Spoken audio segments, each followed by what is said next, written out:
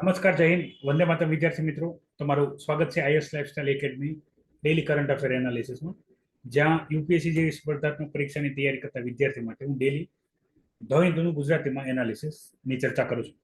આપણે આ એનાલિસિસમાં જે એક્ઝામ પોઈન્ટ ઓફ વ્યૂ, જે અગત્યની માહિતી હોય એની જો ચર્ચા તમારી સાથે કરું છું બહુ ટૂંકા ગાળામાં. એનાલિસિસ તમે બે જગ્યાએ જોઈ શકો છો. આપણી academy IAS lifestyle app play સ્ટોરમાં તમને મળી જશે. એની લિંક આપણા વિડીયોના ડિસ્ક્રિપ્શનમાં છે. ત્યાં તમે આનું રેકોર્ડિંગ જોઈ શકશો આફ્ટરનૂનમાં. અને યુટ્યુબ ઉપર 5 થી 6 વાગે ડેલી કરંટ અફેર અવેલેબલ કરવામાં આવે છે. અને આનું નોટિફિકેશન તમે આપણી ટેલિગ્રામ અને વોટ્સઅપ ચેનલ ઉપર મેળવી શકો છો.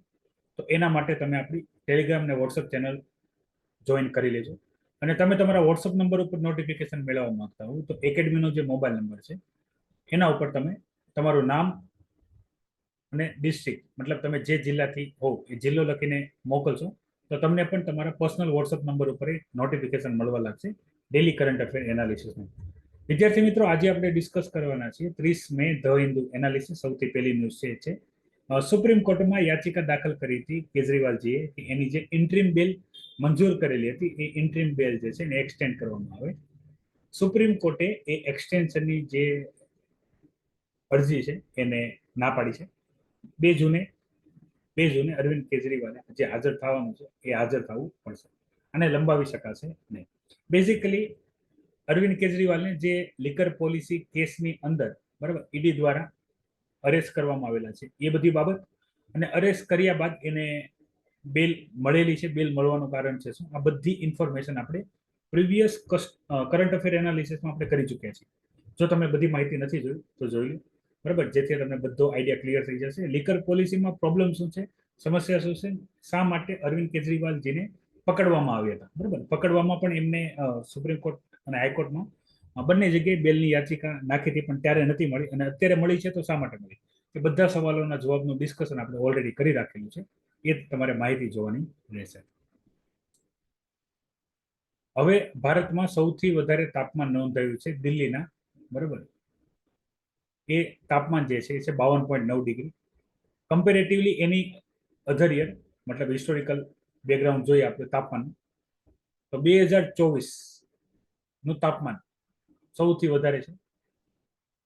જે રીતે જળવાયુ પરિવર્તનને લીધે, ક્લાઇમેટ ચેન્જને લીધે ટેમ્પરેચર વધી રહ્યું છે. બરાબર, ટેમ્પરેચર વધવાના ઘણા બધા કારણો છે. એમાંના મુખ્ય કારણોની વાત કરીએ તો એક તો કાર્બન ડાયોક્સાઇડનું વધતું સ્તર.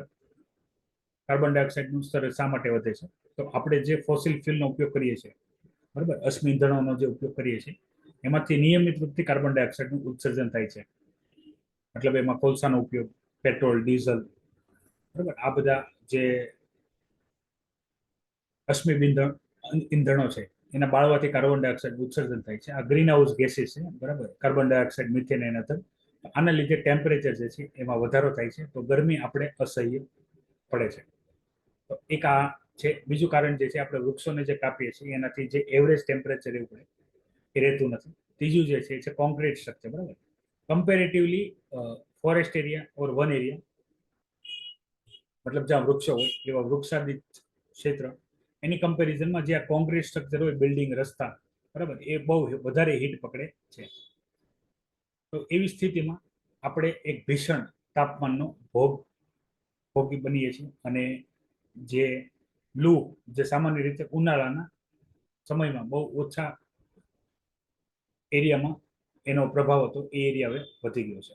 તો હીટ વેવ્સ, હીટ ડોમ, બરાબર, હીટ વેવ્સ, હીટ ડોમ એ પણ એક મોસ્ટ એમ્પી ટોપિક છે તાપમાનને લઈને. બરાબર, ક્વેશ્ચન બની શકે છે તાપમાનમાં એટલો બધો વધારો થયો છે તેનું કારણ છે શું, પછી આની ગંભીર અસરો શું થશે.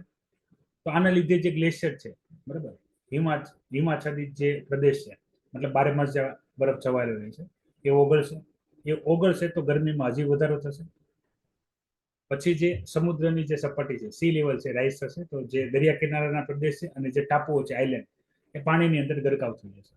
હજી અસહ્ય તાપમાન વધશે તો આપણે હીટ વેવ્સને લીધે, બરાબર, હીટ સ્ટ્રોકના ગંભીર અસરને લીધે મનુષ્યમાં મૃત્યુનું પ્રમાણ વધશે. તો મુખ્ય બાબતો છે. આ એરિયામાં કેટલું ટેમ્પરેચર હતું એવી તમને કોઈ ઇન્ફોર્મેશન પૂછાવાની નથી, ખાલી સૌથી વધારે ટેમ્પરેચર નોંધાયું છે એ ઇન્ફોર્મેશન પૂછાશે. એક કેસ છે કેસ છે બેઝિકલી મદ્રાસ હાઈકોર્ટની અંદરનો કેસ છે, ચેન્નઈનો કેસ છે. કેસ છે પતિ પત્નીને લઈને. તો પતિ જે છે, બરાબર, પતિ જે છે એનું સ્વાસ્થ્ય ખરાબ છે, મતલબ એની ટ્રીટમેન્ટ ચાલે છે. એની ટ્રીટમેન્ટની પાછળ ઘણો બધો ખર્ચ થઈ રહ્યો છે, ડોક્ટરની ફીસ એના થાય. તો એમના જે વાઈફ છે, એમના વાઈફે કોર્ટમાં મતલબ એક યાચિકા દાખલ કરી હતી કે ભાઈ મારા જેટલી પણ પ્રોપર્ટી છે બધી પ્રોપર્ટી મારા પતિના નામે છે અને એના સ્વાસ્થ્ય પાછળ ખર્ચ થાય છે. પ્રોપર્ટી પતિના નામે છે અને પતિ જે છે, બરાબર, એ મોસ્ટ ઓફલી કેસમાં, બરાબર, જાગ્રત અવસ્થામાં રહેતા નથી, મતલબ કોમામાં છે, બેડ રેસ્ટ છે. તો એ પ્રોપર્ટી વેચી શકે એવી કન્ડિશનમાં નથી. તો મારે એના સ્વાસ્થ્ય માટે પૈસાની જરૂર છે, તો મને એક રાઈટ આપો એની પ્રોપર્ટી વેચવાનો. યાદ રાખો, પ્રોપર્ટી વેચવાનો રાઈટ ખાલી પ્રોપર્ટી ઓનરને હોય. ભલે પતિ એમના સંબંધિત છે, ઓકે, બહુ ખાસ છે, પણ છતાં પણ પ્રોપર્ટીના હકદાર પતિ છે, તો પત્ની વેચી શકતા નથી. પહેલો જે કેસ થયો એમાં પત્નીની વિરુદ્ધ જજમેન્ટ આપ્યું. એ જજમેન્ટને હાઈકોર્ટની અંદર ચેલેન્જ કરવામાં આવ્યું. હાઈકોર્ટમાં જે પત્નીની જે રજૂઆત હતી, બરાબર, એને એક્સેપ્ટ કરવામાં આવી છે અને હાઈકોર્ટે, બરાબર, પત્નીના તરફ જજમેન્ટ આપ્યું છે અને કીધું છે કે પત્ની વેચી શકશે જો આવી કોઈ અનફેવર કન્ડિશનલ હોય તો, બરાબર. એમાં મતલબમાં જેટલો ખર્ચ છે એ મુજબ. એક આ કેસ યાદ રાખજો, બરાબર, કે જેમાં પત્નીને રાઇટ્સ મળે છે કે પત્ની માલિક નથી, છતાં પણ એ જે એમની પ્રોપર્ટી છે એમને વેચી શકે છે. એ ગુડ ન્યૂઝ છે. કેરેલામાં વરસાદનું આગમન થઈ ગયું છે. ઓફિશિયલી જાહેરાત નથી થઈ, પણ મતલબ મોસ્ટ ઓફલી કેસમાં 1 થી લઈને 5 જૂનની વચ્ચે કેરેલામાં સૌથી પહેલા વરસાદનું આગમન થતું હોય છે, બરાબર. પેલી સાઇન છે વેસ્ટર્ન સાઇડથી મોન્સૂન શરૂ થાય છે, બરાબર. કેરેલા, કર્ણાટક, મહારાષ્ટ્ર, ગુજરાત એ રીતે આગળ વધે છે. તો 1 કે 2 જૂને જે વરસાદ પડવો પડે એ પહેલા જ પડી ગયો છે. આને હકીકતે સાયક્લોનનો પ્રભાવ ગણવામાં આવે છે. તો વરસાદ ઓફિશિયલ મોન્સૂન જાહેર કરવાની જે 3 કન્ડિશન હોય છે, 3 કન્ડિશન અહીં આપેલી છે. એક્ઝામ માટે ઉપયોગી તો નહીં થાય, પણ તમારી જાણકારી માટે કે વરસાદ કમ્પ્લીટ ચોમાસું બેસી ગયું છે એવું કઈ ક્યારે શકાય. તો એના માટે બરાબર, બે જે કન્સેપ્ટિવ ડે હોય, બરાબર, ત્યારે 2.5 mm રેગ્યુલર વરસાદ પડવો પડે. બીજું, આઉટગોઈંગ લોંગ વેવ રેડિયેશન, બરાબર. તમે જીઓગ્રાફી જો ભણ્યા હશો તો તમને ખ્યાલ હશે. 2 લેયરો, ઓકે, ટેમ્પરેચરમાં, મતલબ પૃથ્વી ગોળ છે તો એક આપણું ટોપોસ્ફિયર વાયુ અને એક અપર ટોપોસ્ફિયર, બરાબર, મતલબ 12 કિલોમીટર ઉપરના એરિયામાં. એ ટેમ્પરેચરનો જે ડિફરન્સ છે એને અહીંયા એની વેલ્યુ હશે 200 WM2 હોવું જોઈએ, બરાબર. યાદ ન રહી તો કોઈ ચિંતા ન કરતા, એટલું ખાલી રહેવું પડે. અને ત્રીજી જે કન્ડિશન છે, બરાબર, ત્રીજી કન્ડિશન છે એ છે પવન, બરાબર. પવનની જે સ્પીડ હોય 600 HPA હોવી જોઈએ. જો આ 3 કન્ડિશન મેચ થઈ જાય તો આપણે ઓફિશિયલી મોન્સૂનનું આગમન થઈ ગયું છે એવું આપણે જાહેર કરી દઈશું.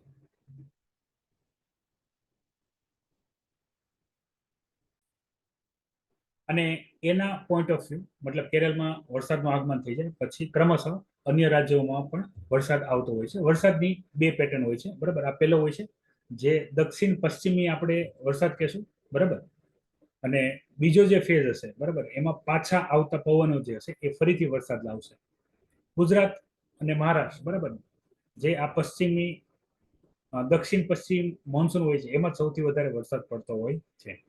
તો આપણા માટે વરસાદનું વર્ષ નોર્મલ રહેવાનું છે અને સારા વરસાદની પ્રાપ્તિ થશે તો એની આપણને સીધી અસર આપણા ઇકોનોમી ઉપર થશે.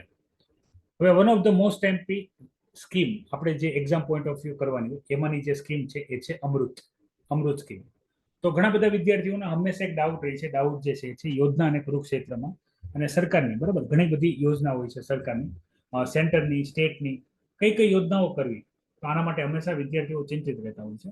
તો મારું દરેક વિદ્યાર્થી મિત્રો કહેવાય છે જેટલી સ્કીમ રેગ્યુલર બેઝ ઉપર નોટિફિકેશનમાં આવે કરંટ અફેરમાં એ તમારે કરવી જોઈએ.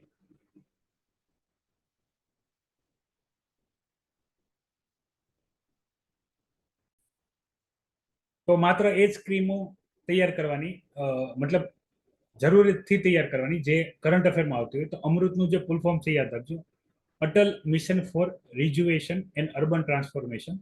આની અંદર બેઝિકલી જ્યારે એનડીએ સરકાર આવેલી હતી, NDA 1, બરાબર, 2014ની વાત છે, તો એને આ સ્કીમ લોન્ચ કરી હતી. સ્કીમ લોન્ચ કરવાનું મુખ્ય જે કારણ છે એ છે કે 2047માં ભારતની 50% પોપ્યુલેશન, બરાબર, 2047માં અંદાજિત 170 કે 180 કરોડ પોપ્યુલેશન હશે ભારતની, અંદાજિત. Okay, it is unofficial population, બરાબર. અત્યારે આપણે 150 ની આજુબાજુ તો પહોંચી ગયા છીએ.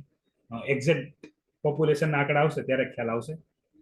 ટેન્ટેટિવ આંકડા છે જે આપણા પોપ્યુલેશન રજિસ્ટર પાસેથી જે જન્મ મરણના અનુસાર આવતા હોય. તો અત્યારે 36% પોપ્યુલેશન સિટીમાં રહી છે.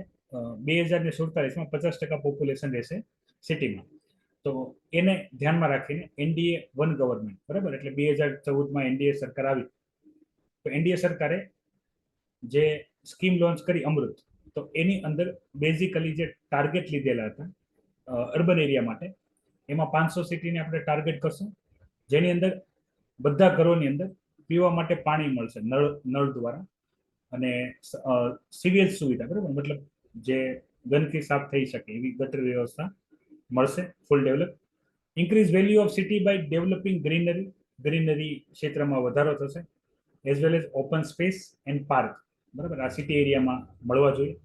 ત્રીજી જે રિક્વાયરમેન્ટ છે પબ્લિક ટ્રાન્સપોર્ટેશન જે હોય, બરાબર, એમાં એક કન્સ્ટ્રક્ટિવ ફેસિલિટી પ્રોવાઈડ કરવામાં આવશે, બરાબર, જે પબ્લિક ટ્રાન્સપોર્ટેશન વધારે યુઝ કરે. તો આ અમૃત સ્કીમના બેઝિક બેનિફિટ હતા જે દરેક સિટીમાં લાગુ કરવાના હતા. તો પહેલામાં પહેલું સ્કીમ, બરાબર, જેની અંદર જે ઇન્ફ્રાસ્ટ્રક્ચર ડેવલપમેન્ટ છે સિટીનું, વોટર સપ્લાય છે, પછી ડ્રેનેજ વ્યવસ્થા જે છે, અને મોબિલિટી મતલબ ટ્રાન્સપોર્ટેશન જે છે એ સારું કરવાનું છે, અને પોલ્યુશન જે છે, બરાબર, એ કંટ્રોલ કરવાનું છે. તો આ બેઝિક ટાર્ગેટ હતા જે અચીવ કરવાના હતા. અત્યારે ચાલે છે અમૃત 2.0, બરાબર, મતલબ એ પહેલો પ્રાઇમરી હતો જેની અંદર આ કરવાનું હતું. આ બીજું. હવે આપણે જે ચર્ચા કરવાના છીએ આ સ્કીમની જોગવાઈ થઈ ગઈ. હવે આ સ્કીમ સફળ નથી થઈ રહી. સફળ શા માટે નથી થઈ રહી એનો એક બેઝિક અહીંયા ખાલી આઈડિયા આપેલું છે. હવે આ સ્કીમની અંદર આપણે સ્ટ્રક્ચરલ ચેન્જ કરવા પડે એવું છે. સ્ટ્રક્ચરલ ચેન્જ મતલબમાં કોઈ રસ્તા ક્લિયર કરવા હોય, બાગ બગીચા ડેવલપ કરવા હોય, તો જે મૂળ ત્યાં કન્સ્ટ્રક્શન છે, મતલબ માની લો કોઈ રસ્તો એવો વિચારો તમારા આજુબાજુના એરિયામાં, સિટી એરિયામાં, કે જ્યાં પાર્ક બનાવવાનું નક્કી કરેલ છે ગવર્મેન્ટ પ્રોપર્ટી જ તે, પણ એના માટે એક નવો રસ્તો બનાવવાનો છે, તો જે મૂળ ત્યાં કન્સ્ટ્રક્શન હશે સોસાયટી કે કંઈ પણ, તો એને ચેન્જ કરવાનું હોય, તો એમાં લોકોનો સપોર્ટ નથી, બરાબર. અને આ બધું કામ કોણ કરે છે? તો બ્યુરોક્રેટ્સ, અધિકારી જ કરે છે. પોલિટિશિયન એમાં કોઈ રસ નથી. ઓકે, કારણ કે આનાથી શું થશે, તો જે પણ એરિયા છે એની અંદર ડિમોલિશન કરવું પડશે. ડિમોલિશન કરવામાં સૌથી વધારે જે પબ્લિક હોય, બરાબર, એનો વિરોધ જોવા મળે, તો પોલિટિશિયન એ ખુશ નથી. તો આના લીધે જે એક્ઝેક્ટ ગ્રાઉન્ડ લેવલ ઉપર આનું પ્રોપર ઇમ્પ્લિમેન્ટેશન થવું પડે એ થઈ રહ્યું નથી. ટોપિક પૂછાશે કયા પેપરમાં? તો જીએસ પેપર 2માં પૂછાશે, પોલિટીમાં. ઓકે, અમૃત સ્કીમ અને અર્બન એરિયા માટે પણ પૂછાઈ શકે છે. અર્બન એરિયા જે છે એ જીએસ પેપર 3 માટે પણ અગત્યનો એક ટોપિક છે. એમાં પણ આ ક્વેશ્ચન તમને પૂછાઈ શકે છે. વિથ સ્કીમ, બરાબર, ઘણી બધી સ્કીમ હશે. સ્કીમ કોણ લાગુ કરે છે અને કઈ સ્કીમ સફળ થઈ છે કે નહીં, દરેકે દરેક માહિતી. પછી જે અગત્યની ન્યૂઝ છે વિદ્યાર્થી મિત્રો, એ છે રુદ્ર M2, બરાબર, A2 સરફેસ મિસાઇલ. તો આપણા જે ફાઇટર જેટ છે સુખોઈ 30, બરાબર, આપણું જે ફાઇટર જેટ છે સુખોઈ 30, તો એને સાથે, બરાબર, યુઝ કરીએ કઈ એવું આપણે મિસાઇલ બનાવી છે એર ટુ સરફેસ, બરાબર. એર ટુ સરફેસ મતલબ એને હવામાંથી છોડશું અને જમીન ઉપર એને ટાર્ગેટ કરશું. હવામાંથી છોડશું, જમીન ઉપર આપણો કોઈ પણ ટાર્ગેટ હોય, બરાબર, ટેન્ક હોય કે અન્ય કોઈ દુશ્મનની છાવણી હોય, તો એને આપણે ટાર્ગેટ કરી શકશું. સુખોઈ 30 MKI જેટમાંથી આપણે એને ટાર્ગેટ કરી શકશું. આ ડીઆરડીઓ એ બનાવેલું છે. ઇન્ડિજિનિયસ ડેવલપમેન્ટ છે. ઇન્ડિજિનિયસ મતલબમાં ભારતે પોતે બનાવેલી મિસાઇલ હોય, બરાબર. ઇન્ડિજિનિયસ મિસાઇલ મતલબ આપણે લેવાનું છે ભારતે પ્રોપર બનાવેલી છે. એની મારક ક્ષમતાની વાત કરીએ તો એ ટાર્ગેટ લોક કરી શકે છે. 300 કિલોમીટર જેટલો જે રેડિયસ હશે, બરાબર, એની અંદર આ મિસાઇલ શું કરી શકાય છે? ટાર્ગેટ કરી શકાય છે. ટાર્ગેટ લઈને છોડી શકાય છે. હજી આનું પ્રાઇમરી લેવલ ટેસ્ટિંગ કર્યું છે ને ટેસ્ટિંગ સફળતા મળી છે ટેસ્ટિંગમાં. તો એ ટેસ્ટિંગમાં સફળતા મળવાને લીધે આપણને શું થશે, એનો જે પણ લાભ હશે મળી જશે. હવે આ ઉપયોગી ક્યાં થશે?